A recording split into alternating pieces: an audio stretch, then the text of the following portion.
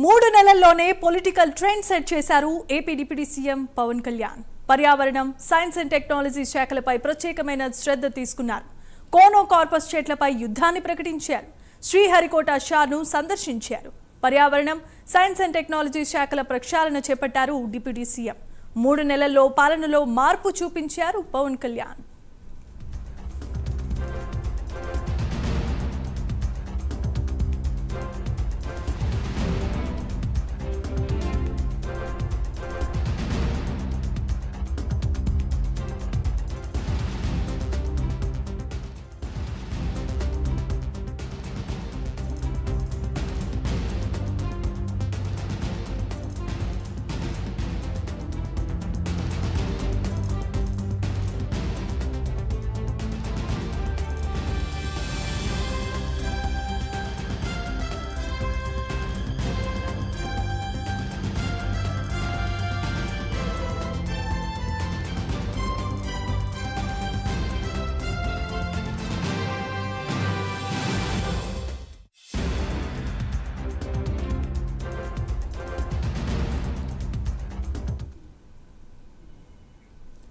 మూడు నెలల్లోనే political trend ని సెట్ చేశారు AP deputy CM Pawan Kalyan.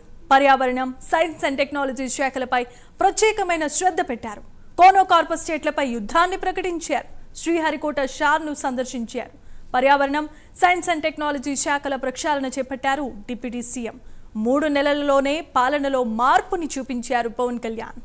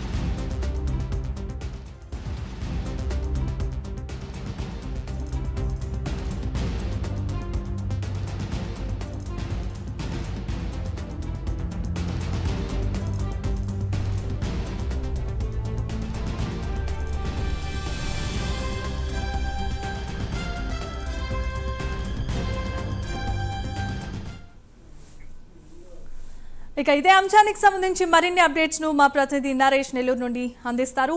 Naresh, చెప్పండి, డిప్యూటీ సీఎం పవన్ కళ్యాణ్ పర్యావరణానికి సంబంధించి ప్రత్యేకమైన దృష్టిని పెట్టినట్లుగా తెలుస్తోంది. దీనికి సంబంధించిన అప్డేట్స్ ఏ విధంగా ఉన్నాయి? మొత్తానికి ఆంధ్రప్రదేశ్ డిప్యూటీ సీఎం గా పవన్ కళ్యాణ్ 3 నెలల్లోనే ఒక ట్రెండ్ అయితే సెట్ చేసినటువంటి పరిస్థితి కనపడతా ఉంది. ఇప్పటికే పర్యావరణం, సైన్స్ అండ్ టెక్నాలజీ అంశంపై ప్రత్యేక శ్రద్ధ చూపిస్తున్నటువంటి పరిస్థితి కనపడతా ఉంది. ఈ నేపథ్యంలో ఆయన తీసుకున్నటువంటి శాఖల పరంగా కూడా అభివృద్ధి ఏదైతే పరుగులు పెట్టిస్తున్నటువంటి పరిస్థితి కనపడతా ఉంది. మరోవైపు కోనో కార్పస్ చెట్లపై కూడా యుద్ధం ప్రకటించినటువంటి డిప్యూటీ సీఎం ఈ నేపథ్యంలో ప్రధానంగా పర్యావరణానికి పెద్దపీట వేసినటువంటి పరిస్థితి కనపడతా ఉంది.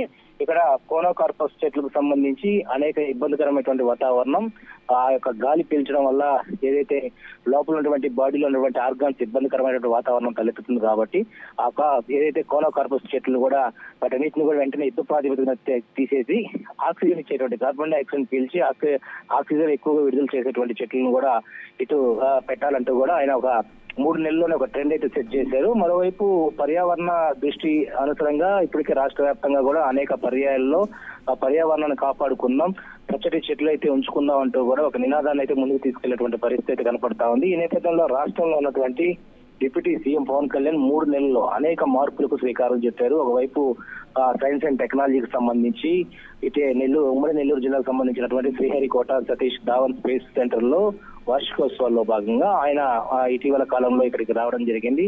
ఇటీవల స్టార్ సెంటర్ కు వచ్చినటువంటి ఆయన సైన్స్ అండ్ టెక్నాలజీకి సంబంధించినటువంటి అనేక వాటి మీద కూడా దృష్టి పెట్టారు. అయితే శ్రీహరికోటకు సంబంధించినటువంటి చంద్రయానికి సంబంధించినటువంటి 3 ఏదైతే రాకెట్ చంద్రుడిపై కాలు మోపినటువంటి పరిస్థితిలో ఆ యొక్క నెల ఆగస్టు నెల అంతా కూడా ఇటు ఏదైతే వారోత్సవాలు జరిపారో ఆ వారోత్సవాల్లో కూడా ఆయన పాల్గొన్నారు. అంటే ఒక సైన్స్ అండ్ టెక్నాలజీ అండ్ పంచాయతీకి సంబంధించినటువంటి పంచాయతీ రాజ్ అయి ఉండొచ్చు, అదేవిధంగా గ్రామీణ అభివృద్ధికి సంబంధించినటువంటి శాఖలు అయి ఉండొచ్చు, ఇటు అనేక శాఖల పరంగా కూడా ఆయన ముందుకెళ్తున్నటువంటి పరిస్థితి కనపడతా ఉంది. ఈ నేపథ్యంలో రాష్ట్రంలో 3 నెలల్లో ఎన్డీఏ కూటమి వచ్చినటువంటి పరిస్థితిలో ఈ 3 నెలల్లో ఒక ట్రెండ్ అయితే సెట్ చేశారు.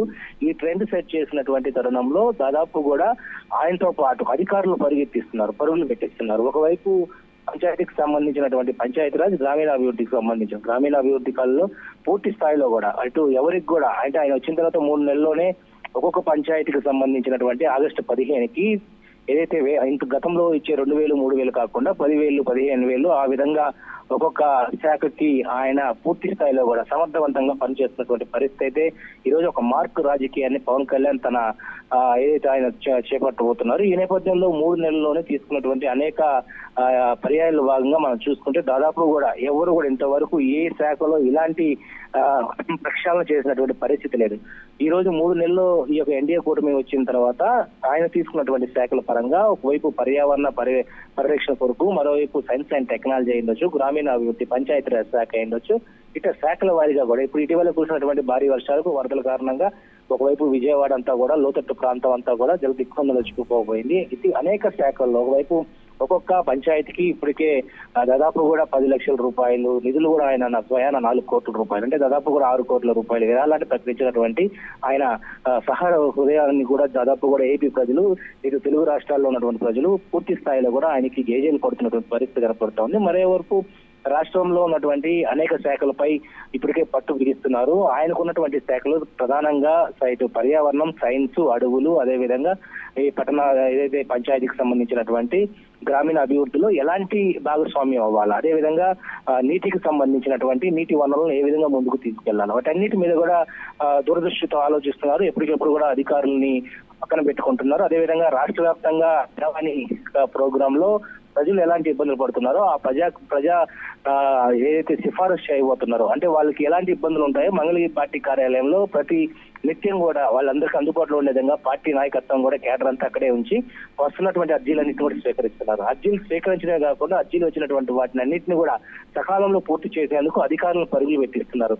ఒకవైపు ఏ శాఖ వస్తున్న అటువంటి పరిస్థితి ఉందో ఇటీవల కాలంలో మనం చూసుకుంటే ఉమ్మడి నెల్లూరు జిల్లాకు సంబంధించినటువంటి వెంకటగిరి నియోజకవర్గంలో ఓ మహిళను కొంతమంది అక్కడ ఆకతాయిలు కుర్రవాళ్ళు తరచూ కూడా ఇబ్బంది పెడుతున్నటువంటి పరిస్థితిలో ఆ మహిళ ఎవరైతే ఆ స్ట్రీట్ లో ఉన్నటువంటి కొంతమంది మహిళలందరూ కలిసి ఒక లేఖ రాశారు. ఆ లేఖను స్వయంగా పవన్ కళ్యాణ్ చదివిన తర్వాత దాన్ని వెంటనే అక్కడ ఉన్నటువంటి ఎస్పీకి ఫోన్ చేసి వెంటనే అక్కడ ఉన్నటువంటి ఆ మహిళలకు మీరు రక్షణ కల్పించాలంటూ కూడా తీసుకున్నటువంటి చొరవ మనం చూస్తే ఈ రోజు రాష్ట్రంలో మహిళల పట్ల ఉండొచ్చు, రాష్ట్రంలో ఉన్నటువంటి ప్రజల పట్ల ఆయన తీసుకుంటున్న చొరవని మనం ఏదైతే ఏకదాటిగా చెప్పుకోవచ్చు. ఈ నేపథ్యంలో ప్రతిదీ కూడా ఆయన క్షుణ్ణంగా పరిశీలిస్తున్నారు, క్షుణ్ణంగా ముందుకెళ్తున్నారు. రాష్ట్ర అభివృద్ధి ఈ రోజు దేశ అభివృద్ధి స్థాయిలో ఈ రోజు రాష్ట్రాన్ని ముందుకు తీసుకెళ్లాలంటూ కూడా ప్రతినిత్యం కూడా పాటుపడుతున్నారు. ఏ శాఖ మీద ఎలాంటి పట్టు సాధించాలా, ఏ విధమైనటువంటి స్టడీ చేయాలా, ప్రతినిత్యం కూడా స్టడీ అనేది ఒక ఇంపార్టెంట్ గా ఆయన ముందుకు తీసుకెళ్తున్న పరిస్థితి కనపడుతోంది. మరోవైపు రాజకీయాల్లో ఎలాంటి అంటే ఒక పెద్ద చిన్న అనేది లేకుండా ప్రతిదీ కూడా అవసరాన్ని బట్టి కూడా అధికారుల కాడి నుంచి తెలుసుకునేటువంటి ప్రయత్నం అయితే చేస్తా ఉన్నారు. ఈ నేపథ్యంలోనే ఇప్పుడు గడిచినటువంటి వరదల్లో ఉండొచ్చు, గడిచినటువంటి 3 నెలల్లో కూడా ఎన్డీఏ కూటమి వచ్చినప్పటి నుంచి కూడా ఆ యొక్క శాఖల్లో ప్రక్షాళన అయితే మొదలు పెట్టినటువంటి పరిస్థితి కనపడతా ఉంది. ఇటు పర్యావరణానికి సంబంధించినటువంటి కీలకంగా కూడా అడవులు, నీరు, ఏదైతే చెట్లు ప్రాతిపాదికన కూడా ఎలాంటి ముందుకు తీసుకెళ్లాలనేది మీద కూడా రాష్ట్ర అభివృద్ధి దిశగా కూడా ఈ రోజు పవన్ కళ్యాణ్ ఒక మార్క్ రాజకీయాన్ని అయితే ఆయన సొంతం చేసుకున్నటువంటి పరిస్థితి అయితే కనబడతా ఉంది. Jemimah, thanks for the updates and details.